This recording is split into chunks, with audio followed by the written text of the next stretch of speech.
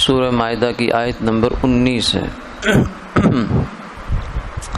اعوذ باللہ من الشیطان الرجیم، بسم اللہ الرحمن الرحیم۔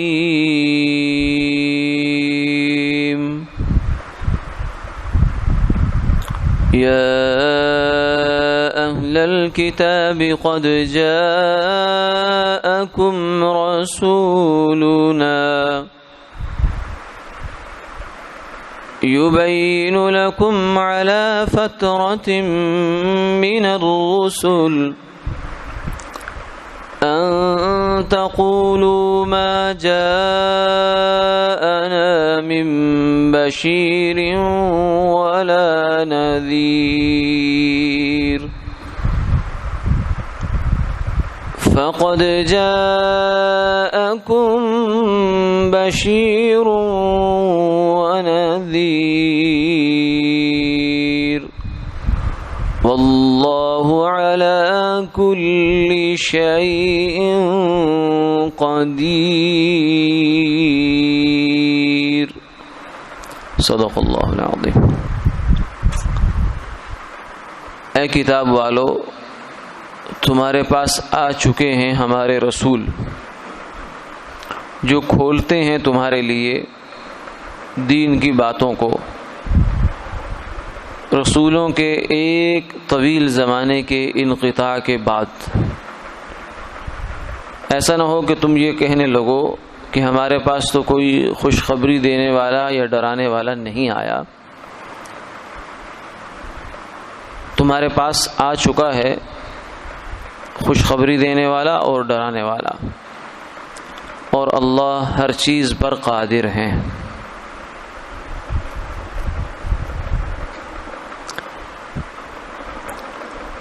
مفسرین نے اس بات کو لکھا ہے کہ سیدنا موسیٰ علیہ السلام اور سیدنا عیسیٰ علیہ السلام، یہ دو اولو العزم پیغمبر ہیں، جلیل القدر پیغمبر ہیں۔ ان کے درمیان جو وقفہ ہے، مختلف روایات ہیں، لیکن ایک مشہور روایت یہ ہے کہ 1700 سال 1700 سال کا دورانیہ گزرا ہے موسیٰ علیہ السلام اور سیدنا عیسیٰ علیہ السلام کے درمیان۔ تو اس عرصے میں بہت سے پیغمبر آئے ہیں، تقریباً 1000 کے لگ بھگ پیغمبر تو صرف بنی اسرائیل میں آئے ہیں۔ اس کے علاوہ باقی اقوام میں جو آئے ہیں وہ اللہ بہتر جانے کتنے ہیں، وہ بھی اس کے علاوہ ہیں۔ تو یہ ایک طویل عرصہ گزرا ہے انسانیت کا ایسا کہ جو بلکہ اس سے پہلے بھی ایسا ہی ہوتا رہا ہے کہ ایک رسول آیا، دوسرا اس کی جگہ چلا گیا، دوسرا آ گیا۔ کلما ہلک نبی خلفہ آخر، آپ نے فرمایا کانت بنو اسرائیل تسوسہم الانبیاء، کہ بنی اسرائیل کا جو انتظام مملکت ہے، دین و دنیا دونوں کا نظام، یہ انبیاء علیہ السلام چلایا کرتے تھے۔ کلما ہلک نبی خلفہ آخر، جب ایک نبی دنیا سے پردہ فرما ہوتے تو ان کی جگہ دوسرے آ جاتے، دوسرے جاتے تو تیسرے آ جاتے، اور بلکہ ایک ایک وقت میں کئی نبی بنی اسرائیل میں موجود رہے ہیں، اور 70 انبیاء تو شہید بھی ہوئے ایک وقت میں۔ تو اس زمانے میں انبیاء علیہ السلام کا جو بھیجا جانا ہے وہ ایک معمول کی بات تھی۔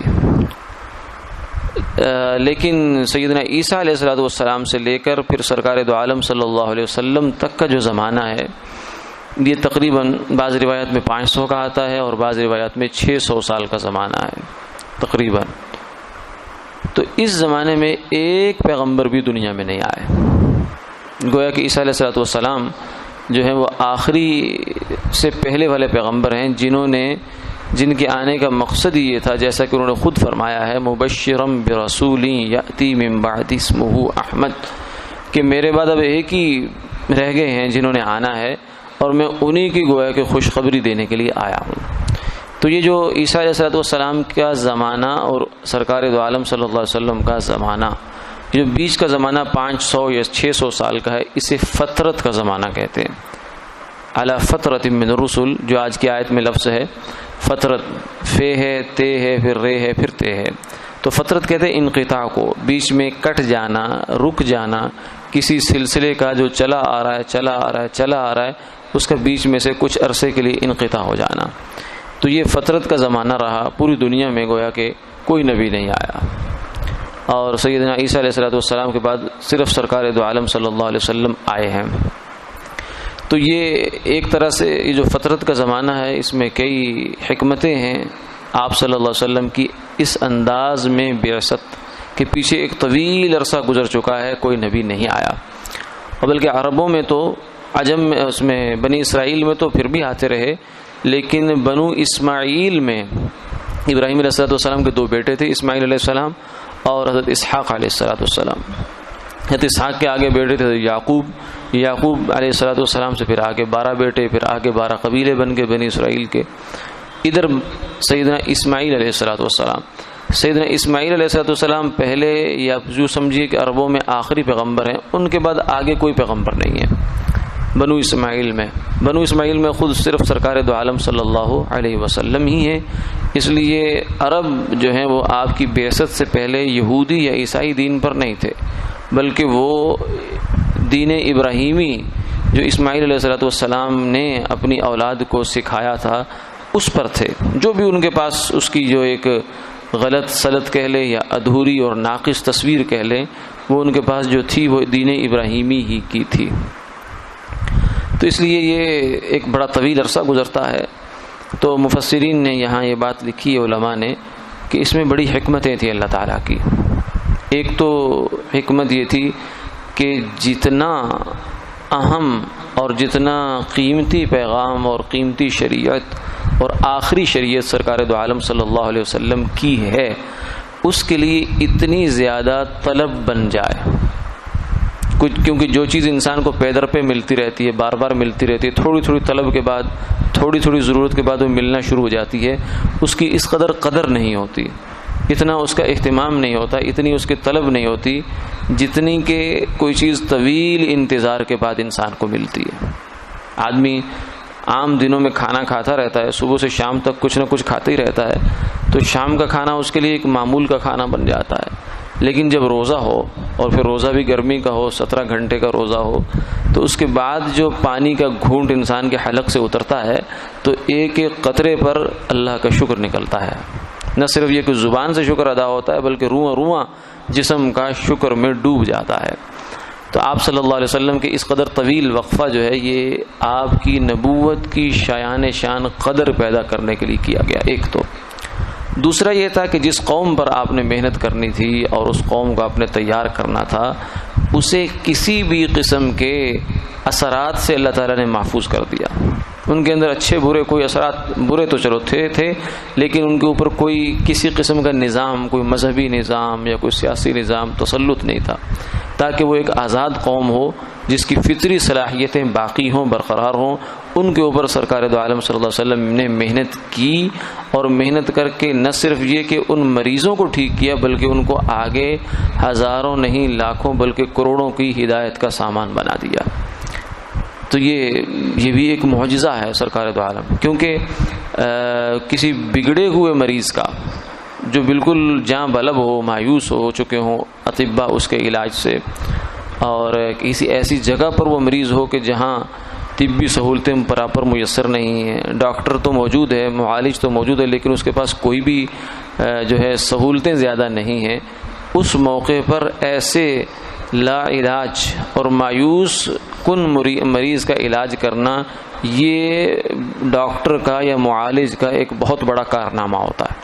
تو سرکار دو عالم صلی اللہ علیہ وسلم کا ایسے موقع پر ایسی قوم کے اوپر محنت کرنا اور اس کو اس قابل بنا دینا کہ نہ صرف یہ کہ وہ خود ٹھیک ہو جائے بلکہ دوسروں کو ٹھیک کرنے والی مصلح اور ہادی بن جائے، یہ بھی آپ کے معجزوں میں سے ایک معجزہ ہے. اگر اور کوئی معجزہ نہ بھی ہو، کیونکہ قوم کی کیا حالت تھی عرب کی، یہ تو تاریخ میں پتہ چلتا ہے. زمانہ جاہلیت کی جو تاریخ موجود ہے ما قبل اسلام کی، اس کی حالت، اور خود سرکار دو عالم صلی اللہ علیہ وسلم کو جو وقت ملا ہے وہ 23 سال. تو 23 سال تو قوموں کی زندگی میں کوئی بڑا وقت نہیں ہوا کرتا، بہت مختصر سا وقت ہے. 23 سال تو 2-4 ہمارے یہاں حکومتیں پلٹتی ہیں تو 23 سال گزر جاتے ہیں. تو اتنا بڑا وقفہ نہیں ہے. ایک انسان کی پوری زندگی بھی یہ نہیں ہے. عام نارمل زندگی 60-70 سال ہے یا اس سے اوپر کچھ ہوتی ہے، تو 23 سال تو بہت معمولی وقفہ ہے، لیکن اسی 23 سال کے اندر سرکار دو عالم صلی اللہ علیہ وسلم نے ایسی محنت کی ہے اور ایسی جو ہے اپنی جان کھپائی ہے اور اپنے آپ کو لگایا ہے اور اللہ سے مانگا ہے، قبول کروایا ہے کہ وہ قوم جو کہ کہتے ہیں کہ کھوپڑیوں میں شراب پیا کرتی تھی، ایک دوسرے کے خون کی پیاسی ہوا کرتی تھی اور برسہ برس تک جنگوں میں لگ جایا کرتی تھی، بالکل فضول سی بات پر جنگ ہوتی تھی اور سالہ سال اس میں گزر جایا کرتے تھے، اور جو بہت کچھ تھا سب حضرات جانتے ہیں، سنتے رہتے ہیں۔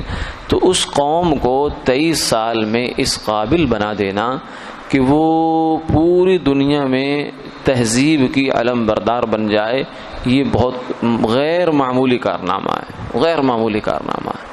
تو یہ بھی آپ صلی اللہ علیہ وسلم کا ایک معجزہ تھا، اور اس معجزے کے پیچھے یہ زمانہ فطرت موجود ہے۔ کیوں؟ اس لیے کہ جب اگر نبی تسلسل کے ساتھ آ رہے ہوتے اور بالکل قریب میں بھی کوئی نبی ہوتے تو نتیجہ یہ ہوتا ہے کہ وہ قوم کی سدھار پہلے ہی کافی سارا ہوتا اس کے اندر، تو پھر آپ صلی اللہ علیہ وسلم کی محنت کا یوں نکھار سامنے نہ آتا۔ اس لیے اللہ تعالیٰ نے ایک طویل عرصہ بیچ میں دیا ہے جسے زمانہ فطرت کہتے ہیں۔ اس زمانے میں کوئی نبی نہیں آیا، اور جب کوئی نبی نہیں آیا تو کسی اللہ کی بات بھی لوگوں تک اس انداز سے نہیں پہنچی، تو اس زمانے کے لوگوں کو کچھ شرعی احکامات کے لحاظ سے چھوٹ بھی ملتی ہے، کیونکہ جب نبی آتے ہیں اور وہ اپنا پیغام پہنچا دیتے ہیں، اسلام اور شریعت پہنچا دیتے ہیں، تو پھر نہ ماننے والوں کے لیے اس کا انجام اچھا نہیں ہوتا۔ لیکن اگر نبی آئے ہی نہیں اور انہوں نے اپنا پیغام پہنچایا ہی نہیں تو پھر ان لوگوں کے لیے کچھ عذر بن جاتا ہے۔ وما كنا معذبین حتی نبعث رسولا، فرمایا کہ جب تک ہم اپنے رسول نہیں بھیج دیتے ہم قوموں کو عذاب نہیں دیا کرتے، کیونکہ یہ اللہ تعالیٰ کے جو ہے انصاف کے تقاضوں کے خلاف ہے۔ اس لیے آج کی آیت مبارکہ میں اسی قسم کی بات ہے کہ اے اہل کتاب، تمہارے پاس ہمارے رسول آ چکے ہیں، یعنی جن رسولوں کا تمہیں انتظار تھا وہ آ چکے ہیں، آپ صلی اللہ علیہ وسلم۔ اور یہ رسول کی صفت یہ ہے کہ یبین لکم، یہ تمہارے لیے خوب کھول کر باتیں کر رہے ہیں، کوئی ابہام نہیں چھوڑ رہے، جو مسائل تمہارے ہاں الجھے ہوئے تھے ان کو خوب کھول دیا ہے۔ علی فترۃ من الرسل، اور آئے بھی بہت طویل عرصے کے بعد ہیں، بہت لمبے انتظار کے بعد آئے ہیں۔ اور فرمایا کہ ان تقولوا ما جاءنا من بشیر ولا نذیر، تم یہ نہ کہنا کہ ہمارے پاس کوئی ڈرانے والا یا خوشخبری دینے والا نہیں آیا۔ پہلے جو آتے رہے سو آتے رہے، مگر عیسیٰ علیہ الصلوۃ والسلام کے بعد بھی آنے والے آ گئے۔ فقط جاءکم بشیر و نذیر، تمہارے پاس خوشخبری دینے والے اور ڈرانے والے آ گئے ہیں۔ واللہ علی کل شیء قدیر، لیکن اب تم یہ نہ کہنا کہ یہ تو یہودیوں یا عیسائیوں میں سے آنے چاہیے تھے۔ اہم یقسمون رحمت ربک نحن قسمنا بینہم معیشتہم، فرمایا کہ یہ نبوت اور ہماری رحمت، اس کے کیا یہ ٹھیکیدار ہیں کہ ہم جو ہے نبی بنی اسرائیل میں سے بھی آنا چاہیے یا یہودیوں میں سے آنا چاہیے یا عیسائیوں سے آنا چاہیے؟ واللہ علی کل شیء قدیر، اللہ تعالیٰ ہر چیز پر قادر ہے، وہ جہاں چاہیں جب چاہیں جیسے چاہا انہوں نے نبی بھیج دیا ہے، اور نبی بھی نبی آخر الزمان صلی اللہ علیہ وسلم، جن کے بعد کوئی نبی نہیں، جن کی امت کے بعد کوئی امت نہیں، وہ یہ اعزاز اور یہ تمغہ اور یہ عزت و شرف کا تاج جس کے سر پہ چاہیں رکھیں، تمہیں اس بات میں چون و چیرا کرنے کا حق حاصل نہیں ہے۔ واللہ علی کل شیء قدیر۔ اس میں جو ایک لفظ ہے بشیر اور نذیر، بشیر کا مطلب ہوتا ہے یہ آپ صلی اللہ علیہ وسلم کی صفات ہیں جن کا تذکرہ یہاں بھی ہے اور 22ویں پارے میں بھی ہے، یا ایھا النبی انا ارسلناک شاہدا ومبشرا ونذیرا۔ مبشر اور بشیر ایک ہی بات ہے، دونوں کا مطلب ہوتا ہے خوشخبری دینے والا، یعنی اچھے کام کرو گے تو انجام اچھا ہے یہ بتانے والا۔ اور نذیر یا منذر، اس کا مطلب یہ ہوتا ہے کہ ڈرانے والا، لیکن ڈرانے کا لفظ اردو میں جو ہے دو معنوں میں استعمال ہو جاتا ہے۔ ایک ہے تخویف کے معنی میں، خوف دلانا، کسی کو دھمکی دینا، یہ بھی ڈر ہوتا ہے، خبردار ایسا کام نہ کرنا ورنہ تمہارے ساتھ یہ ہو جائے گا وہ ہو جائے گا، یوں کر دوں گا وہ کر دوں گا، یہ بھی ایک ڈراوا ہوتا ہے، ڈراوا دھمکاوا یہ لفظ ہوتے ہیں۔ لیکن عربی میں جو انذار یا نذیر کا لفظ ہے وہ ان معنوں میں نہیں ہے۔ نذیر کا مطلب یہ ہوتا ہے کہ کسی کے ساتھ ہمدردی کے ساتھ، خیر خواہی کے جذبے کے ساتھ کسی کو برے انجام سے آگاہ کرنا، یہ ہوتا ہے انذار۔ یعنی اس میں وہ والا ڈر نہیں ہے جو تھانے دار کا ڈر ہوتا ہے کہ خبردار اگر یوں کیا تو یوں ہو جائے گا، نہیں، یہ نہیں ہے، بلکہ یہ ہوتا ہے کہ بھائی بچو بچو، یہ جو کام تم کرے جا رہے ہو یہ بڑا خطرناک ہے، اس کا نتیجہ اچھا نکلنے والا نہیں ہے۔ جیسے تم کسی جو ہے وہ بد پرہیزی کر رہا ہو، کوئی بچہ ہی کر رہا ہو یا کوئی بڑا کر رہا ہے، اور آپ اس کو سمجھا رہے کہ نہ بھائی ایسا نہ کر، تیرے لیے بہت خطرناک بات ہے یہ، اس لیے کہ تیرا پہلے سے شوگر لیول یہاں پہنچا ہوا ہے، یا بلڈ پریشر لیول تمہارا یہاں پہنچا ہوا ہے، یا فلاں بیماری تمہاری سطح پہ پہنچی ہوئی، ڈاکٹر نے تمہیں سختی سے منع کیا ہے کہ یہ چیز استعمال نہیں کرنی، اب نہ کرو۔ کبھی آپ اس کو پیار سے سمجھاتے ہیں، کبھی تھوڑا لہجہ جو ہے وہ تلخ بھی ہو جایا کرتا ہے، مگر اس ساری کارروائی کے پیچھے اس کی خیر خواہی ہوتی ہے، اس کی ہمدردی ہوتی ہے کہ نقصان اس کا ہو جائے گا، نقصان اس کا ہوگا۔ تو انذار یہ ہوتا ہے کہ جس کو دعوت دی جا رہی ہے اس کی خیر خواہی دل میں رکھ کر اسے برے انجام سے ڈرانا، یہ ہے انذار۔ جو دوسرے والا انذار، دھمکی والی جو ڈراوا ہے، وہ یہاں مراد نہیں، نہ ہی وہ آپ صلی اللہ علیہ وسلم کی صفت ہے۔ وآخر دعوانا ان الحمد للہ رب العالمین۔